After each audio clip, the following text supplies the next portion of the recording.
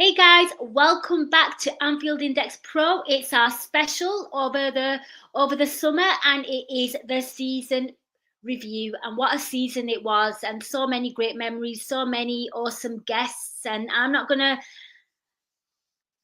disappoint today because it's my partner in crime from the final whistle. It's Ben Pescod. Welcome. You're in the hot seat today. Yeah, I am. I've been looking forward to it. Obviously, we've been fortunate enough to be covering it all season long on the final whistle show. So yeah, it'll be nice to kind of round the season off with this. It will indeed. And I'm really, really intrigued because some of my answers changed in this. I can't lie, like some of the things that we spoke about. Yeah. I think we kind of recap everything. So I'm really intrigued whether you do a complete heel turn as well. So my first question to you, Ben, is I want to like kind of take you back, to Jurgen Klopp's farewell at Anfield, and he kind of announces Arne Slot with the chant. And what were your, thoughts and expectations, given the fact that there's very little activity in the transfer window? We knew very little about this guy. And how surprised are you that he is a Premier League champion? Yeah, we'll going back to Klopp leaving. I mean, I would have been 11 or 12 when Klopp came. So kind of growing up, that's all I knew. I was devastated when Klopp went, and I mean, I think a lot of people felt the same. Like, how could we find someone to come in and do what Klopp's done? But it seems like we have. And then I'm not even going to lie, I was a bit worried in the summer when we weren't signing people, but also kind of a bit stress-free and looking forward to the season because I didn't really have massive expectations for once. I mean, I said at the start of the season, third place and a League Cup would be a good season, but I think it's fair to say I was wrong.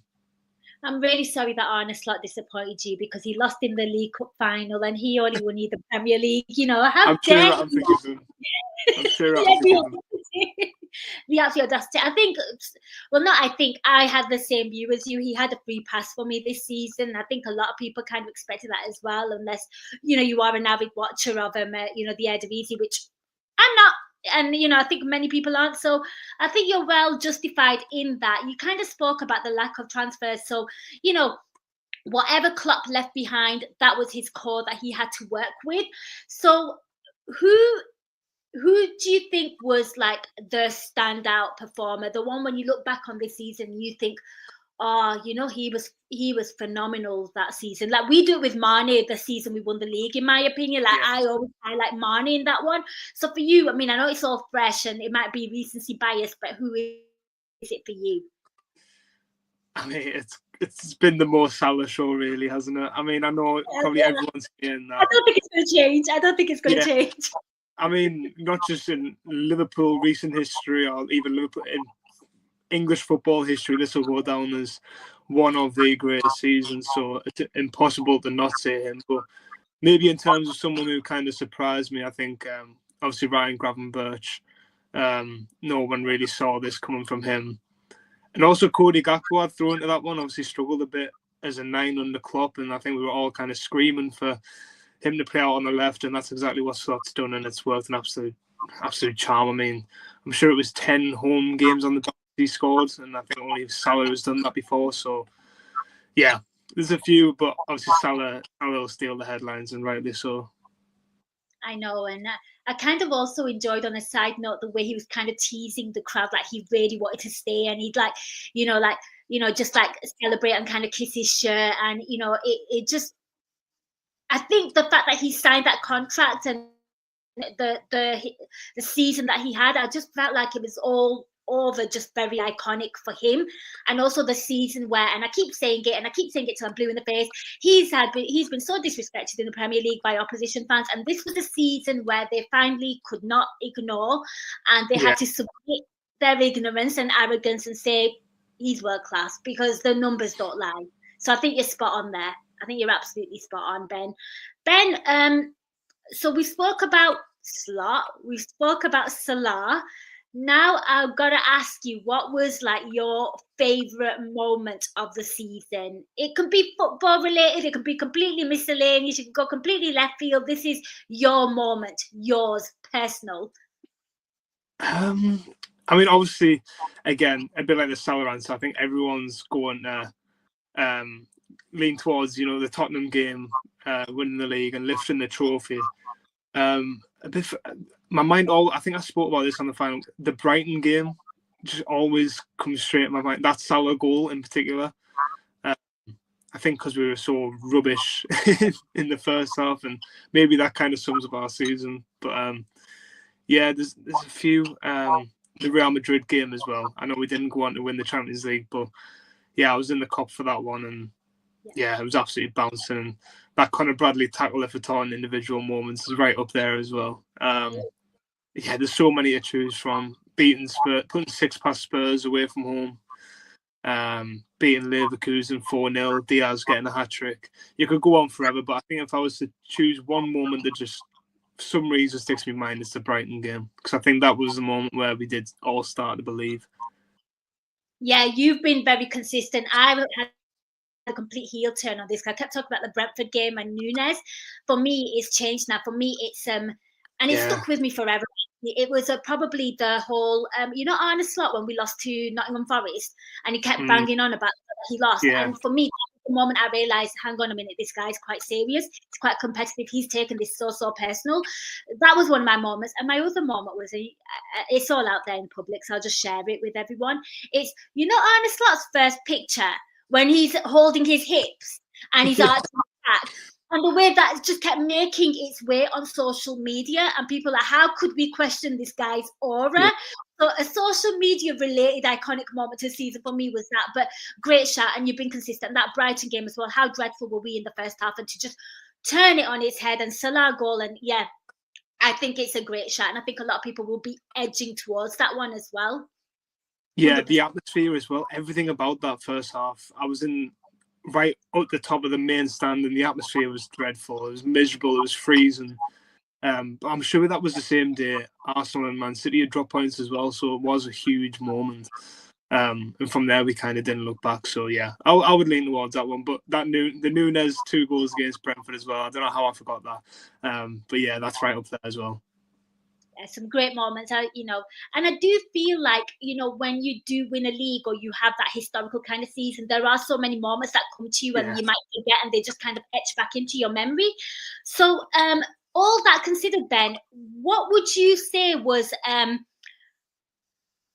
the performance that you thought defined Liverpool as champions? Was there a moment, was there a game where if you could just summarize it in one, it would be that? Yeah, the one that comes to my mind straight away is Man City away.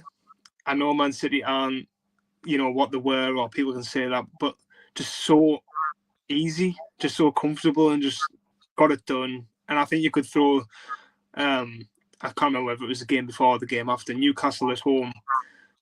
Same thing, where another 2-0 win, just routine. And just that week, I think we had Aston Villa away, where I think we drew, but that week everyone thought this is where Liverpool's really going to get tested, and the players didn't seem phased at all. So yeah, I would say probably that win against Man City, we're just a cut above the rest, and maybe that kind of beating Man City so comfortably away from home. I know they've lost a few times at home, but yeah, I think that one kind of sums up Slott's approach and how well we've done this season. Yeah, some quick, easy goals, just absorbing their kind of pressure, which was pretty much non-existent, and Liverpool just looked really calm and composed. I do remember that, and I did highlight that, but I can't remember for what question. I think it was when I realised Liverpool. It's my next question, actually, to you. Is at what moment did you think Liverpool could actually do it here? Like, they will be champions? Like, when did it register for you? Because all season, apparently, Liverpool hadn't played anyone tough from it. That was the narrative. So at what point or at what moment did you think, oh gosh, real? I think Nunes at Brentford was the start of it. But I think everyone was kind of in denial, like not trying to get ahead of themselves. But then I think Newcastle at home when we beat Newcastle, because I'm sure that night Arsenal dropped points at Forest, and I think the gap was about 11 or 14 at that point. And I think from there, again, we were all kind of playing it down, but I think we all knew from there Liverpool were going to do it. Great shout, great shout. For me, the Man City game when we beat them away, because the day before Arsenal lost to West Ham, and I thought that was hilarious. We don't usually like embark on teams dropping points. I was like, if we get a point here, we'll do good. The fact that we came out with 3 against Man City, for me, I was just like, we don't get that kind of fortunes, or things don't go our way like that. So that's when I quietly started believing, but I still want to stay really humble and down to earth with it. So we spoke about all the moments there, but I think we've spoke about this a fair bit because we did the final whistle, and Slot really kind of stuck with his core players. He didn't really use the subs bench an awful lot, to some detriment, because I feel like this team could have won a lot more, but obviously he potentially players that he didn't trust.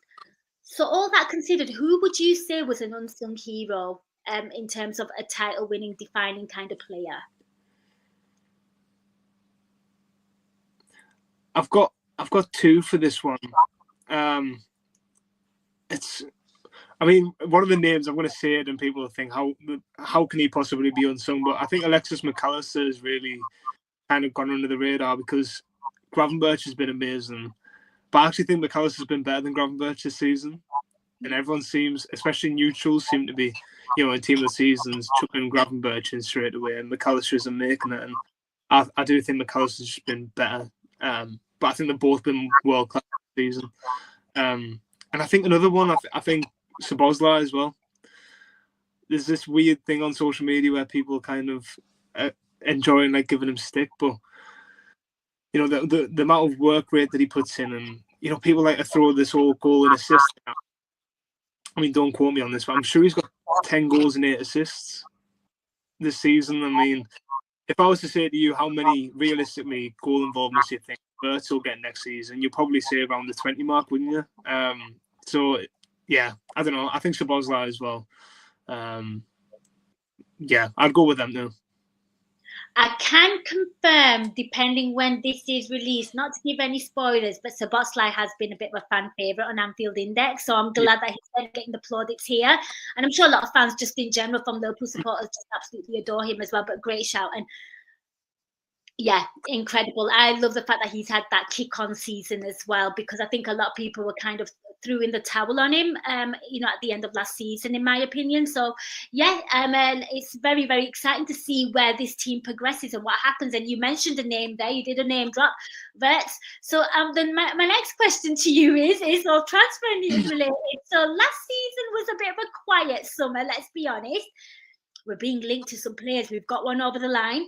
The names that we're being linked to are very, very, very tasty. We could look like a completely different, dangerous opposition altogether. So, Ben, who do you want to see come in, and where do you think Liverpool needs strengthening? Where does it need that little tweak? Well, obviously, Frimpong's done, so that's right back sorted, you'd think. Obviously, Kerkez and Wirtz seem a matter of time at left back and attack midfield. Then after that, I think a striker's next. Obviously, Núñez is pretty much nailed on to go. Diaz now looks like he could be going, who we've used as a central forward this year. So, but the options are starting to, Ekitike looks like he's going to go to Chelsea. Sesko to Arsenal, which, in all honesty, I'm not too bothered about either of them. Yeah. I think they're good players, but I don't think they're worth breaking the bank on. Obviously, we're favourites to sign Gyökeres, but I tweeted yesterday, I think that's just more to do with the other clubs going elsewhere. I don't think I could be completely wrong, but I can't see that one happening. I just think Julian Alvarez is one to maybe keep an eye on. Everyone thinks he's in high demand on Anfield Index. Yeah. It's brilliant. Like, I swear, listener, we have not been reading off a sheet. Yeah. We used to get called, Ben, you're probably too young. You're probably about 13, but we used to get called a gender index because we all seem to have like the same kind of players that you didn't really care for. And Brendan Rodgers was doing it for us, and we get called a gender index. So I swear that has not come back. But yeah, I think a lot of people, and you know what, even non-Anfield Index people would not grumble at Alan Alvarez. He's absolutely incredible. He would take us to another level. Great shout. Maybe one that, well, again, he's probably been mentioned a lot, but maybe one that's kind of, I think João Pedro could be one to maybe keep an eye on as well. That wouldn't surprise me. I do think we need a central defender because I think Gomez is going to go. Can't think of a name in particular, and I think a midfielder as well. But I think striker's definitely kind of the next one we have to get done after these. But yeah, to say we're going to have 3 key players signed probably before the first mini window shuts. Yeah, I mean, all those people who are swearing Richard Hughes probably feel a little bit silly now, but yeah, I can't wait. It's going to be a really, really intriguing summer, and yeah, I mean, the season will be back before we know it. I mean, the Community Shield details got released yesterday, and literally a couple of months. So yeah, it's gonna be a fascinating one. It is indeed. So Ben, with all that considered, and we get some of those over the line, some look very, very likely, like you said, a matter of time, and we kind of address some other issues with players going out as well. That's going to be a big thing as well. Obviously, we know Kelleher's going out, Mamashvili will be coming in. You know, there's going to be a lot of outs, and you've highlighted that, and I think it's pretty evident. So all that considered, and you get everything that you want, or you might not get a few that you want because you can't have it all the time. But you know, let's just assume that it goes our way. Can Liverpool win the league again and the Champions League? Because we're being greedy now. Yeah, I mean they can. Obviously, you'd like to think we're going to have a stronger squad that Slot trusts because there's going to be more of his players. So I think we were a penalty shootout away from winning the Champions League this season. We would have beat Arsenal like PSG did, and we would have beat that Inter team in the final as well. So that's just a little bit frustrating. I mean, it would be one hell of a season if we got them both.